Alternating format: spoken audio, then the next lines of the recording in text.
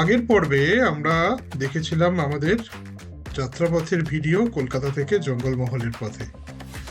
দিনে দিনে আমরা কলকাতা থেকে যাত্রা করে পৌঁছে গেছিলাম পশ্চিম মেদিনীপুরের জঙ্গলমহলে, এবং সেখানে ঝাড়খণ্ডের ঘাটশিলা সংলগ্ন একটি ছোট্ট জায়গা কাকড়াঝোড় এবং তার পাশের একটি ছোট্ট গ্রাম আমঝর্ণা ছিল আমাদের গন্তব্য। সেই যাত্রাপথের ভিডিও, যাত্রাপথের দৃশ্য বর্ণনা দেখতে হলে অবশ্যই দেখতে হবে আমাদের আগের ভিডিওটি। তার লিংক দেওয়া থাকলো আর ডেসক্রিপশন সেকশনে, এবং আমাদের বাকি ভিডিওগুলো এবং আমাদের চ্যানেলটি অবশ্যই লাইক ও সাবস্ক্রাইব করতে ভুলবেন না, এরকম আরও অনেক ভিডিও, আরও অনেক গল্প দেখার জন্য।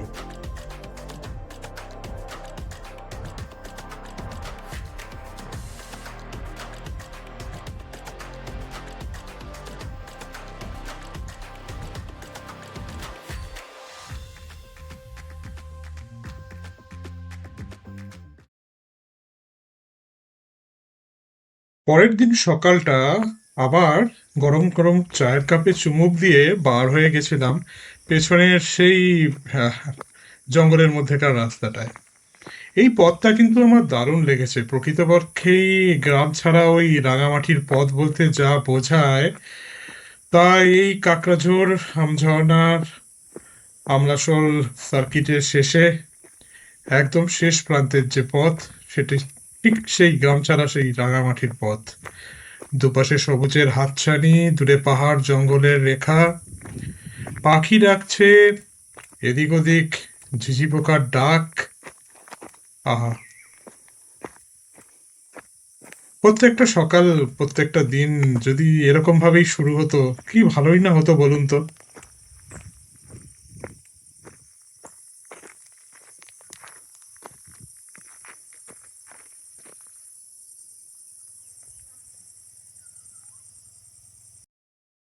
রিসর্টে ফিরে এসে ব্রেকফাস্ট করলাম, তারপর স্নান টান করে গাড়ি নিয়ে বেরিয়ে পড়লাম আশপাশটা ঘুরে দেখবো বলে। ব্রেকফাস্টে কিন্তু ছিল গরম গরম লুচি তরকারি আর সঙ্গে মিষ্টি। আগের দিন রাতেও বলতে ভুলে গেছি, এই আমাদের করম হিল ভিউ হোমস্টের ডিনার বেশ ছিমছাম সুস্বাদু ছিল।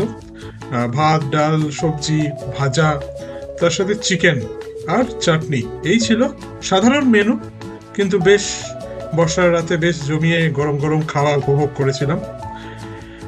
তো এখন ঠিক করলাম যে কাকড়াঝোড় আমলাশোল এই জায়গাটাই গাড়ি নিয়ে একটু ঘুরে দেখি, কেননা দুদিনেরও কম সময়ের এই সফরে এসছি।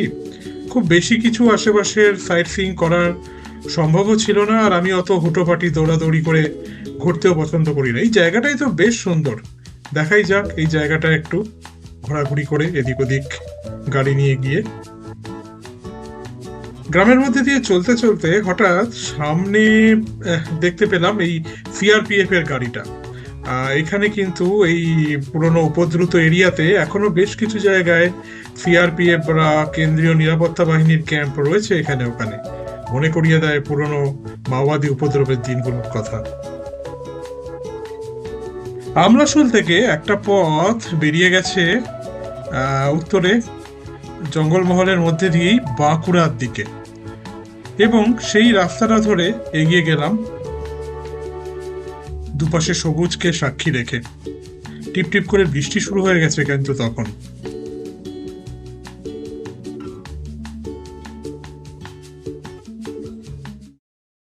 মাঝে মাঝে ভাবি জীবনে আর কোনোদিন তোমার কাছে যাব না, তোমাকেও আমার কাছে আসতে বলবো না, কারণ তুমি আমার জীবনের এক সুন্দর স্বপ্ন। আমি চাই না তাতে বাস্তবের রং লাগুক।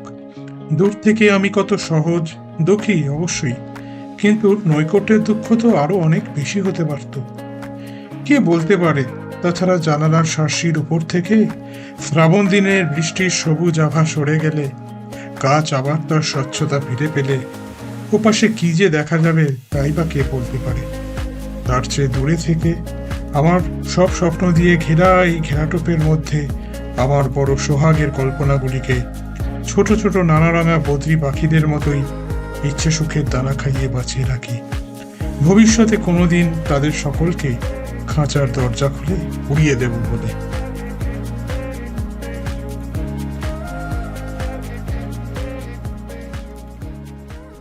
সবুজ শালবনের মধ্যে দিয়ে অঝোর ধারায় বৃষ্টি একটা মাদকতার সৃষ্টি করেছে।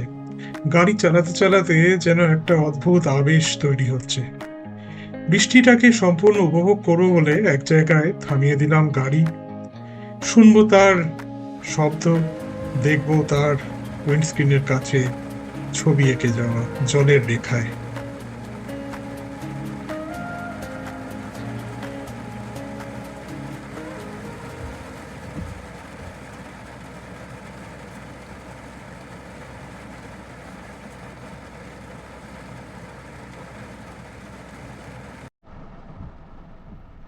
কিন্তু পথে নেমেছি যখন, তখন তো চলাটাই ধর্ম। তাই আবার চলতেই হলো সেই সবুজ পথের মধ্যে দিয়ে। জানি না সামনে পড়বে কোন অরণ্য, কোন গ্রাম, কোন গঞ্জ বা বাজার বা নদী, কিন্তু পথ আছে যখন তখন চলতে তো হবেই। আমার এই পথ চলাতেই আনন্দ আজকের এই বর্ষা মুখর দিনে।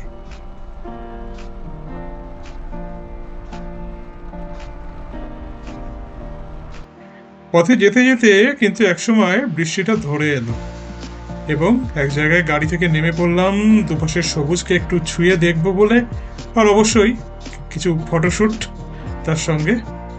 এবং আস্তে আস্তে দেখা গেল আকাশে মেঘের আস্তরণ সরিয়ে সূর্যি মামা দেখা দিলেন এবং আমরা এসে পৌঁছলাম জঙ্গলের শেষে একটা ছোট্ট গ্রামে। গ্রামটার নামটা কিন্তু একটু অদ্ভুত।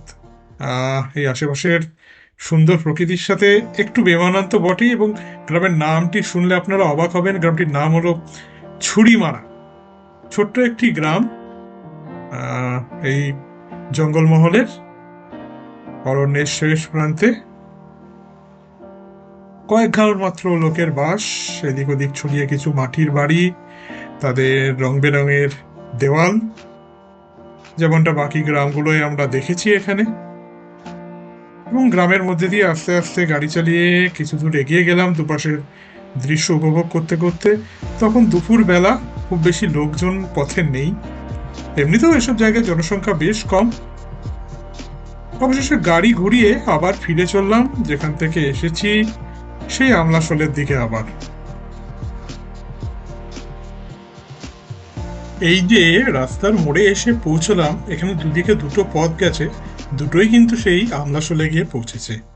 ডান দিকের এই পথটা দিয়ে আমরা এসছিলাম বগডোবা হয়ে, আর বাঁ দিকে যে পথটা আপনারা দেখলেন ওটা সেই আমলাশোল থেকেই আসছে ময়ূর ঝর্ণা হয়ে। বলে রাখা ভালো, এই পুরো এরিয়াটাই কিন্তু ময়ূর ঝর্ণা এলিফ্যান্ট স্যাংচুয়ারির অন্তর্ভুক্ত। হাতিদের জন্য একটি অভয়ারণ্য গোটা এই এরিয়াটা, যার মধ্যে বাঁকুড়া, ঝাড়গ্রাম, পুরুলিয়ার বিভিন্ন অংশ জুড়ে রয়েছে। এটি একটি ল্যান্ডস্কেপ মডেল অফ কনজারভেশন বলতে পারেন ফর এলিফ্যান্টস। এখানে হাতিদের একটা ভালোই পপুলেশন রয়েছে। আপনারা জানেন বিভিন্ন সময় হাতিদের মুভমেন্টের খবর পাওয়া যায় এইসব এরিয়ায়।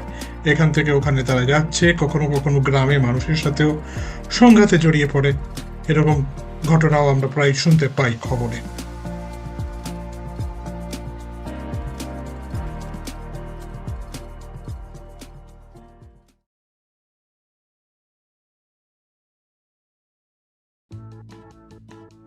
আমলাশোল পার হয়ে এসে এবার চললাম আবার গতকাল যে পথ দিয়ে এসছিলাম বেলপাহাড়ি থেকে কাকড়াঝোড় হয়ে সেই দিকে যাব। এখন কেতকী ঝর্ণা বলে একটি জায়গায়, নামে ঝর্ণা হলেও জায়গাটা আসলে একটা লেক।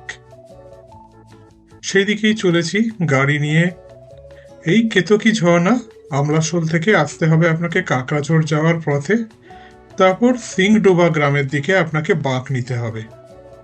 সেখান দিয়ে মেঠো পথ ধরে এসে পৌঁছানো এই কেতকী ঝর্ণা লেকটির কাছে। দারুণ সবুজের সমারোহ পুরো জায়গাটায়। আশেপাশের লোকের থেকে যা শুনলাম, আমাদের হোমস্টের যারা আছেন তাদের থেকেও শুনেছিলাম যে শীতকালে এখানে নাকি প্রচুর লোক পিকনিক করতে আসেন এই উন্মুক্ত খোলা প্রান্তরে। তবে এখন বর্ষার সময় সবুজের যে সমারোহ দেখলাম, তা জানি না বছরের অন্য সময় কতটা পাওয়া যাবে। আকাশে নীলের ছায়া, তার সাথে পেঁজা তুলোর মতো মেঘ, দূরে শালবন, তাদের ছায়া পড়ছে জলে। অদ্ভুত এক মনোরম দৃশ্য তৈরি করেছে গোটা এরিয়াতে। ঘুরে ঘুরে এসবই দেখলাম, এদিক ওদিক তাকাচ্ছি, গরুর পাল চড়ে বেড়াচ্ছে বিভিন্ন দিকে। আসুন উপভোগ করি এখানকার সৌন্দর্য কিছুক্ষণ আমার ক্যামেরায়।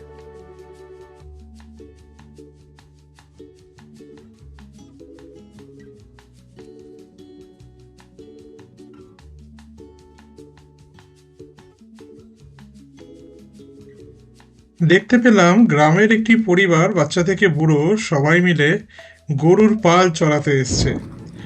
গরুদের সকাল থেকে ঘাস খাওয়া হয়ে গেছে, এবার জলে নামিয়ে স্নান টান করিয়ে পরিষ্কার করে তাদেরকে তুলে নেওয়া। বাচ্চা থেকে বুড়ো সবাই হাত লাগিয়েছে গরুর পালকে চালনা করতে। গ্রামের অনাবিল সহজ সরল দৃশ্য জঙ্গলমহলের এই এক প্রান্তে। পর্যটক বলতে, বাইরের লোক বলতে আমি তখন একমাত্র, আর কেউ নেই। ওদের সাথে মেলাও যারা ছড়ায় তোমার ধেনু, তোমার নামে তোমার নামে বাজায় যারা বেনু, ওদের সাথে মেলাও যারা ছড়ায় তোমার ধেনু।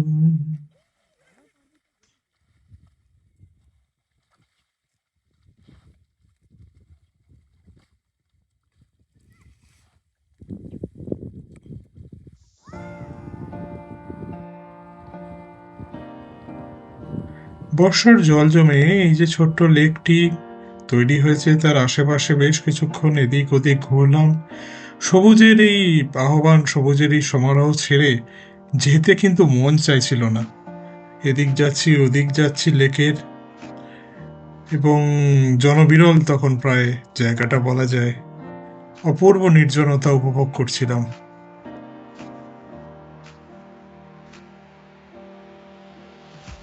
কিন্তু কি করব, হাতে তো সময় অল্প। আবার কখনো ফিরে আসার ইচ্ছা থাকলো অবশ্যই কেতকী লেকের এখানে। হয়তো বর্ষায় নয়, হয়তো অন্য কোনো ঋতুতে তার অন্য কোনো রূপ দেখব বলে। কাঁকড়াঝোড়ে এলে বা এই আমলাশোল আমঝর্ণায় এলে এই ছোট্ট যে লেকটি আছে এইখানে কিন্তু অবশ্যই আসা মাস্ট।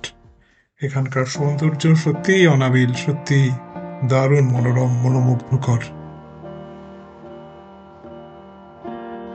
ফিরে চললাম কেতকী ঝর্ণাকে ছেড়ে, কিন্তু মনে থেকে যাবে, আবার আসার ইচ্ছা থেকে যাবে প্রকৃতির এই বনে।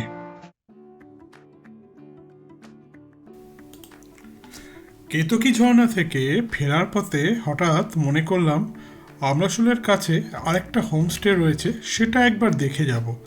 এই হোমস্টেটার কথাও আগে শুনেছিলাম, এর নাম হচ্ছে কুর্চি হোমস্টে। আমলাশোল থেকে একটি মেঠো পথ জঙ্গলের মধ্যে দিয়ে, ঝোপঝাড়ের মধ্যে দিয়ে বেরিয়ে গেছে, এবং সেটা ধরে এসে পৌঁছলাম এই হোমস্টেটাতে।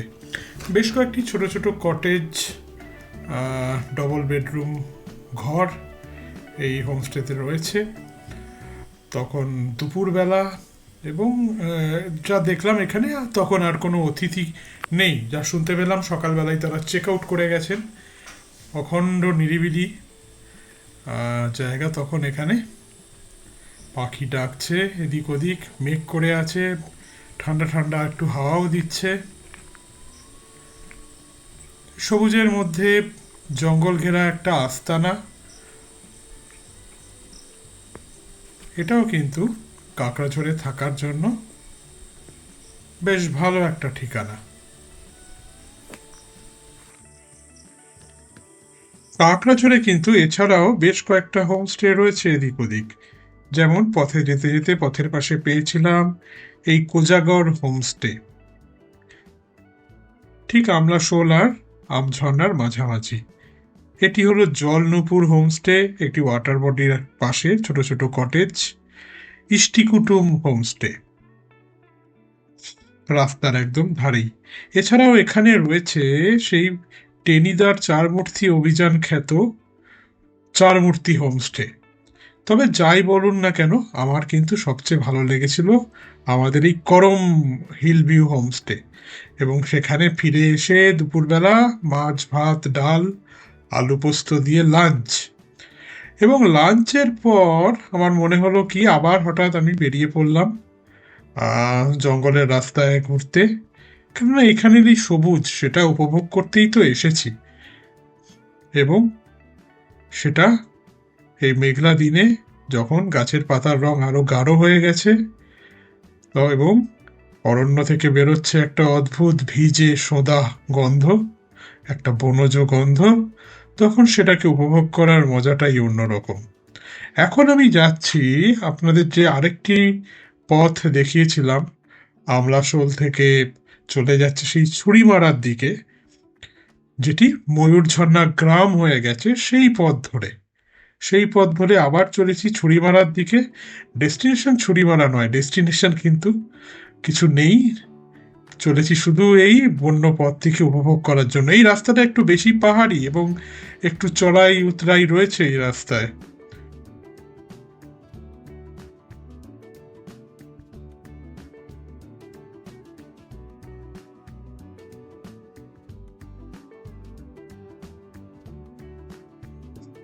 এই যে ময়ূরঝর্ণা এলিফ্যান্ট রিজার্ভ, এখানে কিন্তু কিছুদিন আগে একটি রয়্যাল বেঙ্গল টাইগারের আবির্ভাব ঘটেছিল। এবং তার খবর হয়তো আপনারা খবরের কাগজে টিভিতে পেয়ে থাকবেন। বাঘটি অ্যাকচুয়ালি চলে এসেছিল মধ্যপ্রদেশ থেকে, ঝাড়খণ্ডের পালামৌ টাইগার রিজার্ভ হয়ে। আসলে বাঘেরা তো এইভাবেই যাতায়াত করে বিভিন্ন অরণ্যের মধ্যে, যে ছোট ছোট অরণ্যগুলো থাকে, এমনকি ধান ক্ষেত গ্রাম, তার মধ্যে দিয়ে তারা দিনের পর দিন চলতে চলতে এক অরণ্য থেকে অন্য অরণ্যে এসে পৌঁছয়। তো তারা তখন এসে এইখানে আশ্রয় নিয়েছিল, কিন্তু এখানে জঙ্গলে দুর্ভাগ্যবশত তাদের খাদ্য যে হরিণ জাতীয় বা বুনো শুয়োর জাতীয় প্রাণী, সেরকম কিছু আর অবশিষ্ট নেই। কারণ এখানে আদিবাসীরা এককালে প্রচুর শিকার করেছেন, এখনও শিকার উৎসব হয়ে থাকে। তার ফলে জঙ্গলে বন্যপ্রাণী প্রায় নেই বললেই চলে। তো অগত্যা বাঘ মামাকে আশেপাশের গ্রামের ওই গরু ছাগলের ওপর ভরসা করতে হয়েছিল। গ্রামবাসীরা একটু ভয়ে ভয়ে ছিলেন, বন দপ্তর থেকে খোঁজ খবরও শুরু হয়। এবং আমি এখানে যে এলাম তার কিছুদিন আগে খবর পাওয়া যায় বাঘটি ধরা পড়ে ঝাড়খণ্ডের রাঁচি শহরের কাছে একটি গ্রাম থেকে। এবং তারও কিছুদিন আগে আরেকটি বাঘ কিন্তু শিমলিপাল থেকেও এখানে চলে এসেছিল, এবং পশ্চিমবঙ্গের বন বিভাগ থেকে তাকে ধরে আবার উড়িষ্যায় পাঠানো হয়।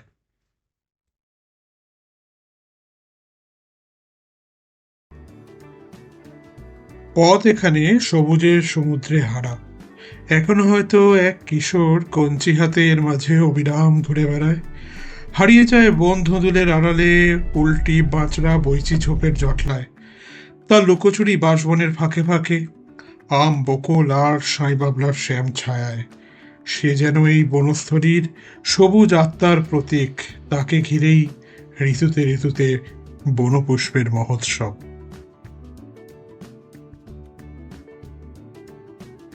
পরের দিন সকালটা এলো জানলা দিয়ে রোদের আলো আর পাখির ডাক সঙ্গে নিয়ে। চায়ে চুমুক দিয়ে বেরিয়ে পড়লাম আজকে একটা টিলার উদ্দেশ্যে। টিলাটা আসলে গ্রামের পেছনের যে রাস্তাটা দিয়ে গত দুদিন হেঁটেছি, সেই রাস্তার বাঁ হাতে আমার আগেই নজরে এসেছিল খুব সবুজ সবুজ টিলা, বর্ষার জলে হোক বা যে কারণে হোক। এবং ইচ্ছা ছিল এই টিলাটার উপরে উঠে দেখব, কেননা দূর থেকে হিমালয়ের সবুজ বুকিয়ালের মতো লাগছিল এই সুন্দর অনুচ্চ পাহাড়টিকে। বেশ ভালোই চড়াই, এবং বড় বড় ঘাস হয়ে রয়েছে এখানে। বড় বড় ঘাসের মধ্যে দিয়ে হাঁটতে হাঁটতে একটু চিন্তা হচ্ছে না তা নয় যে কি লুকিয়ে রয়েছে এই ঘাসের মধ্যে কে জানে। কিন্তু অত ভাবনা চিন্তা না করে পরনে জিন্সকে ভরসা করে টিলাটা ঠিক উপরে উঠে এলাম, এবং দেখুন এখান থেকে কি সুন্দর দেখাচ্ছে আশেপাশের এই গোটা কাকড়াঝোড়, বেলপাহাড়ি, ঘাটশিলা সংলগ্ন এই বন পাহাড়ের অঞ্চলের দৃশ্যপট। দারুণ নয়নাভিরাম দৃশ্য এখান থেকে দেখতে পেলাম। উঠে আসাটা সত্যি সার্থক মনে হলো।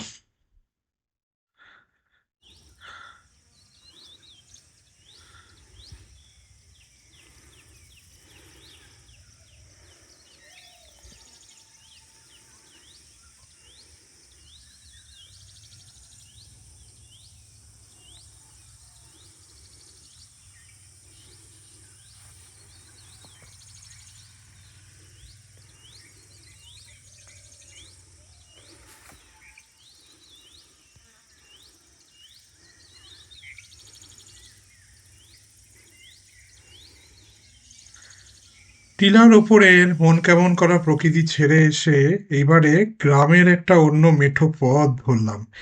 এই পথটা কিন্তু ওই টিলাটারই অন্য প্রান্তে, অন্য পাশে অবস্থিত, এবং এই পথটি গেছে ওয়াচ টাওয়ারের দিকে। আমাকে আগেই আমাদের হোমস্টের লোকেরা এই ওয়াচ টাওয়ারটিতে আসতে বলেছিলেন, কারণ এখান থেকে নয়নাভিরাম দৃশ্য নাকি দেখা যায়। এবং সত্যিই তাই, এই ওয়াচ টাওয়ারের ওপরে উঠে সামনের এই লাকাইসিনি পাহাড়ের অদ্ভুত সুন্দর এই দৃশ্য, এবং ভাগ্যের সহায়তায় নীল আকাশ, তার নিচে রোদ ঝলমলে সবুজ প্রকৃতি দেখার সুযোগ করে দিল আজকের এই দিনটা। এবং ফিরে আসা আবার করম হিল ভিউ হোমস্টেতে, এবং ব্রেকফাস্টের পরে আমার এই ছোট্ট সফরের সমাপ্তি। বিদায় কাকড়াঝোড়, বিদায় আমলাশোল। ফিরে চললাম, তবে আজকের যাত্রা কিন্তু পুরনো পথে নয়। আজ পথ ঘুরে গেল অন্যদিকে। ফিরবো আজ ঘাটশিলা হয়ে, তারপরে ন্যাশনাল হাইওয়ে হয়ে, অর্থাৎ বোম্বে রোড হয়ে। আগের দিন যে ন্যাশনাল হাইওয়ে দিয়ে ঝাড়গ্রামের দিকে ঢুকে এসেছিলাম গড়শালবনি হয়ে, আজকে সেই পথ নয়। আজ এখান থেকে সোজাসুজি গিয়ে পড়বো ঘাটশিলার কাছে ন্যাশনাল হাইওয়েতে। আপনারা যারা এখানে আসবেন তারা কিন্তু সহজেই হাতে একটু সময় থাকলে ঘাটশিলা, গালুডি, ওদিকে ঝাড়গ্রামের বেলপাহাড়ির আশেপাশে বিভিন্ন সাইট সিইং এর জায়গাগুলো দেখে নিতে পারেন। আমার হাতে অত সময় নেই এবারের সফরে। পরে অবশ্যই ইচ্ছা থাকলে এসে আবার এই জায়গাটিতে ভালো মতো ঘোরার, আরো আশপাশটাকে এক্সপ্লোর করার। আপাতত বিদায় কাকড়াঝোড়। চলেছি ঘাটশিলা হয়ে বহরগোড়ার দিকে, সেখান থেকে রাস্তা চলে গেছে আমাদের হাওড়া হয়ে কলকাতার দিকে। এই কাকড়াঝোড় সার্কিটে আসতে হলে এই যে দুটো রাস্তা, একটা ঝাড়গ্রাম হয়ে এসেছে এবং আরেকটি ঘাটশিলা হয়ে এসেছে, সেই দুটো দিয়েই সবচেয়ে তাড়াতাড়ি আসা যায়।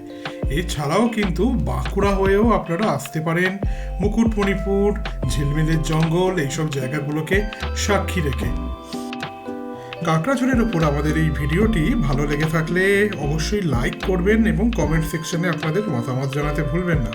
এছাড়াও আমাদের চ্যানেলটি সাবস্ক্রাইব করে রাখবেন সামনের দিনে এরকম আরও অনেক ভিডিও দেখার জন্য এবং গল্পগুলো শোনার জন্য। ধন্যবাদ এই ভিডিওটি দেখার জন্য। আমি সুমন্ত, আমাদের রাস্ট্রিক ট্রাভেলার্সের তরফ থেকে।